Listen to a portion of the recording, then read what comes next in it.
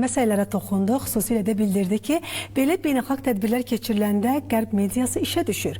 Azərbaycana qarşı qərəzli çıxışlar edir. Dövlət başçısı həmçinin Birləşmiş Ştatların keçmiş rəhbərliyi dövründə Bakı-Vaşinqton münasibətlərinin heçə endirildiyini vurğulayıb. Biz isə bu məsələni siyasi şərtçi Mübariz Göyüşlü ilə birlikdə müzakirə edəcəyik. Xoş gördük Mübariz müəllim. Salamlayıram.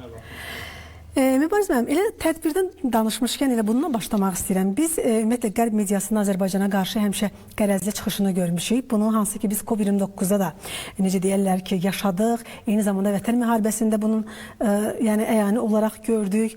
Niyə ümumiyyətlə belə böyük tədbirlər keçiriləndə həmin o Qərb mediası belə həssaslıqla yanaşır məsələyə? Təşəkkür edirəm və çox təəssüf edirəm ki, Qərb mediası hər zaman bizə təlqin etməyə çalışdıqları prinsiplərdən çıxış etmirlər. Nədir bu?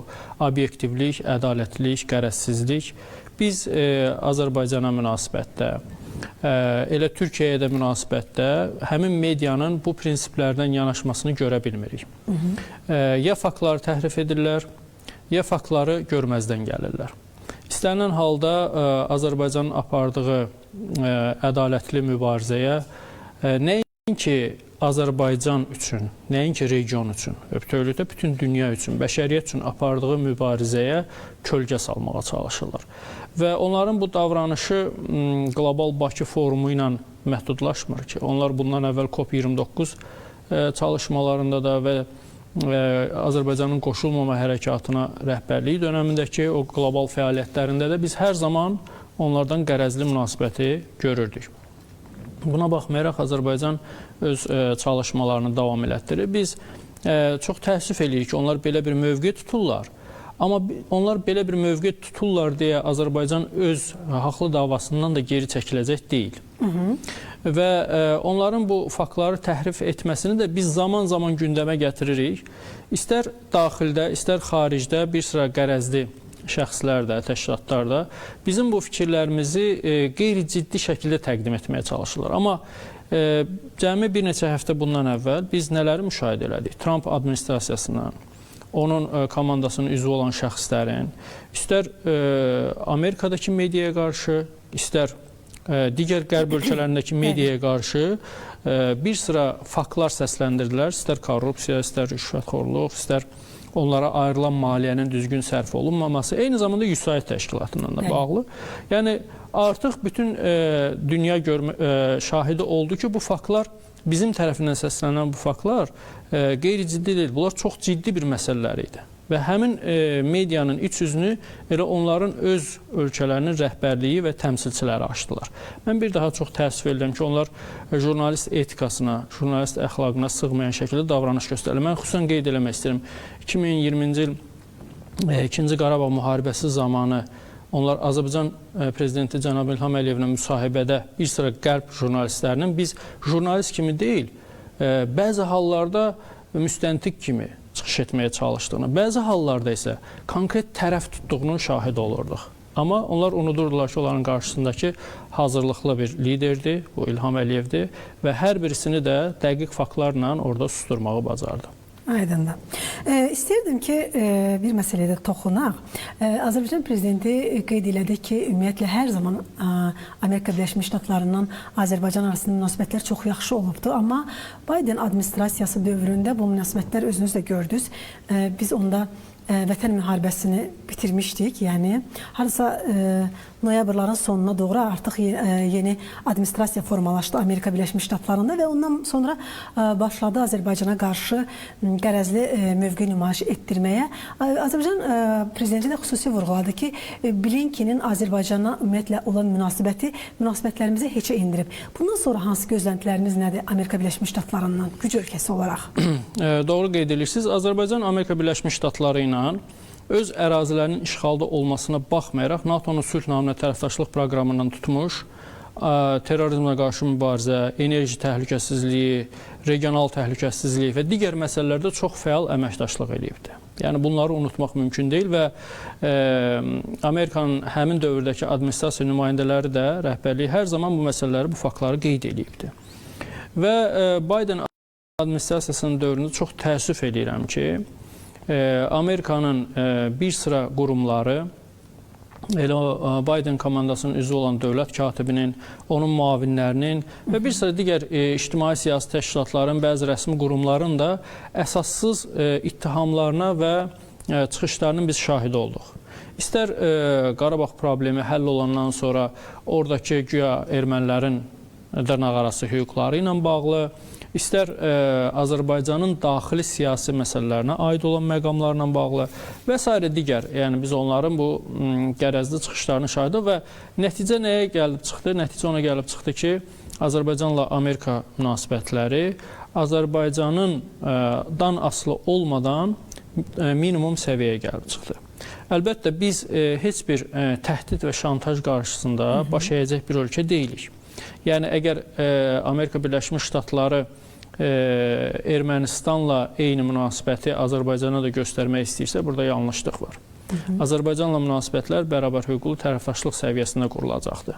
Və biz hər zaman da bəyan elədik ki, yenidən Amerika ilə münasibətlərin əvvəlki səviyyədə olması üçün Azərbaycan yenə də öz üzərinə düşən məsələləri həyata keçirməyə hazırdır. Lakin diktə dili ilə danışmaq, Azərbaycanı, indi məsələn biz Paşinyanın nümunəsində görürük, Ermənistanı poligona çeviribdir faktiki olaraq. Qərb ölkələrinin, Amerikanın, Avropa İttifaqının və hətta bəzi məqamlarda NATO-nun poligonuna çeviribdir, Rusiyaya qarşı konkret desək. Azərbaycan heç bir ölkəyə qarşı öz ərazisinin poligon kimi olmasına icazə verməyəcəkdir. Və s. bu cür məsələlər hesab edirəm ki, Biden administrasiyasının, prezidentin özü və onun komandası tərəfindən yanlış anlaşılmalar oldu və yanlış davranışlar oldu və nəticədə də təbii ki, biz öz müstəqil siyasətimizdən imtina edəcək deyilik. Belə bir situasiya yarandı. Mən düşünürəm ki, hazırki prezident Donald Trump, onun administrasiyası bu durumları düzəltmək üçün çalışmalar göstərə bilərlər. Və dəqiqləşməmiş məlumata görə artıq Trumpın nümayəndəsinin də Moskvadan sonra Bakıya gəlməsi ilə bağlı fikirlər var. Yəni, dəqiqləşməmiş informasiyadır. Yəqin ki, gün ərzində hansısa bir məlumatlar da olacaqdır. Hesab edirəm ki, Azərbaycanın regionda və həm də dünyada oynadığı rolu nəzərə alaraq Vaşinqton bu münasibətləri əvvəlki vəziyyətə qaytarmalıdır. Mübariz müəllim, bir də bir məsələyə istərdim münasibət bildirək. Azərbaycana qarşı sanksiyalarla bağlı. İstərdim o sanksiyalardan danışaq. Xüsusilə bu vətən müharibəsindən sonraki mərhələlərdə özünü göstərməyə başladı. Bir də işğal dövründə, əgər xatırlayırsınızsa, 907-ci düzəliş var idi ki, bunu birbaşa burada Joe Biden'in özü rol oynuyordu. Təsəvvür edin ki, əraziləri, torpağı işğala məruz qalan biz, 1 milyona yaxın məcburi köçkün, infrastruktur dağılan və çətin vəziyyətə düşən də biz və sanksiyaya məruz qalan tərəf də biz. Yəni, bax bu, mən sizə deyim ki, artıq elə dırnaqarası qərb ədalətidir. Biz bu ədaləti bir müddət bundan əvvəl Vaşinqtonda Ukrayna və Amerika arasında gedən danışıqlarda da çox təəssüf ki, müşahidə etdik, belə deyək, öz müttəfiqinə qarşı olan bu münasibət. Mən hesab edirəm ki, 907-ci düzəlişin, Azadlıq Müdafiə Aktının 907-ci düzəlişinin aradan qaldırılması üçün Amerikanın hazırki administrasiyasının, Konqres, Senat və digər qurumlarının çalışması lazımdır. Düzdür, bununla bağlı indi müxtəlif müraciətlər də olur. İstər Amerikadakı Yəhudi icması, İstər Azərbaycanı və ədalətin tərəfini tutan qüvvələr, qruplar bu istiqamətdə müraciətlər edirlər. Və mən də qeyd edeyim ki, artıq münaqişə də sona çatıbdır və hətta Azərbaycanla Ermənistan arasında sülh sazişinin hər günmü deyək, hər həftəmi, hər an imzalanma ehtimalı var və bu cür qərarlar 907-ci düzəliş olsun, ATƏT-in Minsk qrupu olsun və keçmişin qalığını xatırladan bütün məsələlərin ləğv olunması lazımdır. Yəni, yeni bir səhifə açılması lazımdır. Həqiqətən, əgər Cənubi Qafqazda bu dövlətlər istəyirlərsə ki, sülh və sabitlik olsun, həmin o məsələlərin hamısının ləğv olunması lazımdır. Bir də orada Azərbaycan prezidenti ATƏT Minsk qrupuna da münasibət bildirdi. Biz bilirik ki, artıq Azərbaycan üçün bu, belə deyək ki, Minsk qrupunun elə bir əhəmiyyəti yoxdur artıq. Çünki BMT-nin 4 qətnaməsini Azərbaycan özü belə deyək, həll edəndən sonra artıq o qurumla demək olar ki, bizim əlaqələrimiz və heç bir kontaktımız qalmayıbdır. İstəyirdim bu məsələdə münasibət bildirəsiniz. Ümumiyyətlə biz bilirik ki, ATƏT Minsk qrupunun tərkibində həm də Amerika var. Amerikanın mövqeyi necə olacaq? Çünki Azərbaycanın bugün istəyi, hətta qarşı tərəfə də, Ermənistana da xatırlayırsınızsa bunu təklif eləmişdi ki, birgə Minsk qrupundan imtina edək. Ümumiyyətlə Amerikanın mövqeyi necə olacaq? Faktiki olaraq Minsk qrupu mövcud deyil. Yəni bunu əslində iki proses aradan qaldırdı. Bir, Azərbaycanın Qarabağ müharibəsindəki zəfəri, Azərbaycanın yaratdığı reallıq. Digər bir məsələ də Rusiya-Ukrayna müharibəsi nəticəsində bu Minsk qrupunun 3 həmsədri arasında yaranan soyuqluq, bu da Minsk qrupunu faktiki olaraq bitirmiş oldu. Yəni xatırlayırsınızsa Rusiya-Ukrayna müharibəsi başlayandan dərhal sonra Minsk qrupu adına deyil, bölgəyə səfərlər prezidentlərin nümayəndəsi və digər adlar altında bu məsələlərlə məşğul olan şəxslərin səfərləri olurdu. Amma konkret olaraq ATƏT-in Minsk qrupunun həmsədrləri səfər etdi deyə bir məsələni biz qarşılaşmadıq. Yəni bunun özü belə göstərir ki, artıq bu qurum yoxdur. Yəni real olaraq yoxdur. Qalıb bu yalnız sənəd üzərində. Hətta mən sizə deyim ki, real olan vaxtlarda da biz ATƏT-in Minsk qrupunun elə bir ciddi çalışmalarını və nəticəli bir çalışmalarını görməmişdik. Turist səfərləri idi, gəlirdilər, gedirdilər və hətta onların bir ATƏT sədrinin nümayəndəsi vardı, Anjey Kaspişik. Biz onun hansı bir fəaliyyətlə məşğul olduğunu, əməli bir çalışmasını görə bilmirdik. Yəni bu mənada mən düşünürəm ki, artıq mövcud olmayan qurumu da sənəd üzərində saxlamağın da bir əhəmiyyəti qalmayıbdır və bu günlər artıq bütün ədalət istəyən dövlətlər, regionda sülh istəyən dövlətlər Azərbaycanla Ermənistan arasında sülh sazişi ilə bağlı razılaşmanın əldə olunmasını alqışlayırlar, təqdir eləyirlər. Və bunun özü də Minsk qrupunun arxiv olduğunun göstəricisidir. İndi bu formal məsələdən mən bu günlər rastlaşdım. Ermənistan Xarici İşlər Naziri Ararat Mirzoyanın çox təəssüf edici bir bəyanatından mən rastlaşdım ki, biz sənədi imzalayaq, bu sənədin sülh sazişi imzalayaq, bu Minsk qrupunu aradan çıxaracaqdır. Bilirsiniz, bu şəkildə davranışlarla mən hesab edirəm ki, problemi həll etmək mümkün deyil. Bu problemi həll etməyə çalışmaq deyil, onun ətrafında dolanmaq deməkdir.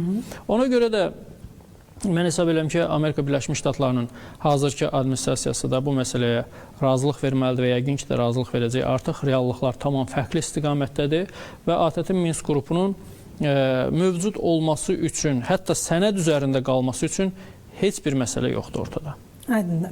Siz az öncə Hüseydlə bağlı bir məsələyə toxundunuz, amma istəyirəm mən bu məsələni biraz geniş müzakirə edək. Bildik ki, artıq Hüseydin saytı bağlandı. Ümumiyyətlə, belə deyək ki, bu təşkilatla bağlı bir sıra faktlar üzə çıxdı. Sualım isə bundan ibarətdir ki, ümumiyyətlə bu təşkilat Amerika Birləşmiş Ştatlarının, belə deyək ki, hansı formada, belə deyək ki, siyasətini üzə çıxartdı? Yəni, söhbət amma Joe Biden administrasiyasından gedir. Onların özləri də bu istiqamətdə faktlar açıqlayırlar. USAID-in fəaliyyəti təhsil, səhiyyə, müxtəlif inkişaf proqramlarını dəstəkləmək olmalı idi. Yəni sənəd üzərində. Amma artıq açıqlanan faktlara görə burada da çox böyük korrupsiya faktları ortaya çıxır. Bir sıra ölkələrdə qeyri-legal çalışmalar, bir sıra ölkələrdə siyasi proseslərə açıq şəkildə müdaxilələr, hakimiyyət çevrilişləri və minlərlə, milyonlarla insanların belə deyək də çətin durumlara salınması, o hakimiyyət çevrilişləri ixtişaşlardır, gərginliklərdir. Hətta mən sizə deyim ki, yaxın şərqdə terrorçuların belə qərargahından USAID-ə aid əşyaların, üzərində emblemi olan əşyaların aşkarlanmasını biz görürdük.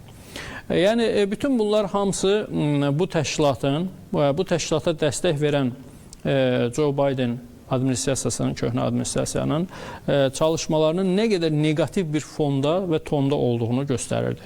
Və Azərbaycan niyə qara siyahıya salınırdı Joe Biden administrasiyasının vaxtında? Məhz bu cür faktlara yox dediyi üçün, bu cür məsələlərlə razılaşmadığı üçün, USAID-in Azərbaycanda geniş şəbəkəsinin qurulmasına və Azərbaycana qarşı fəaliyyətini dözmədiyi üçün, ləğv etdiyi üçün bu məsələləri. İndi görürsünüz, bütün digər ölkələrdə bu məsələlər, Amerikanın özü də daxil olmaqla bu məsələlər aşkara çıxır. Və Amerika bir dövlət olaraq hazırki administrasiya, Trump administrasiyası Elon Musk'ın qismində, yəni bu məsələlərə belə deyək ki, əl qoyublar artıq. Yəni minlərlə işçilər ixtisar olunur ki, həmin işçilər müxtəlif ölkələrdə bax bu fəaliyyətləri həyata keçirdilər. Mərkəzi Kəşfiyyat İdarəsi ilə əməkdaşlıq çərçivəsində olduqları ölkələrdə, olduqları yerlərdə təxribat, pozuculuq və ixtişaşların yaradılması. Amma bunun əsl mahiyyəti Beynəlxalq İnkişaf Agentliyi olaraq normal, orada mədəni, sivil fəaliyyətlərə dəstək vermək olmalı idi. Və istər qeyri-hökumət təşkilatları vasitəsilə, istər mediaya dəstək vasitəsilə onlar bu çevrilişləri həyata keçirirdilər. Daha sonra onlardan maliyyələşən şəxsləri qarşı hər hansı dövlətlər hansı addımlar atanda həmin dövlətləri qara siyahıya salırdılar.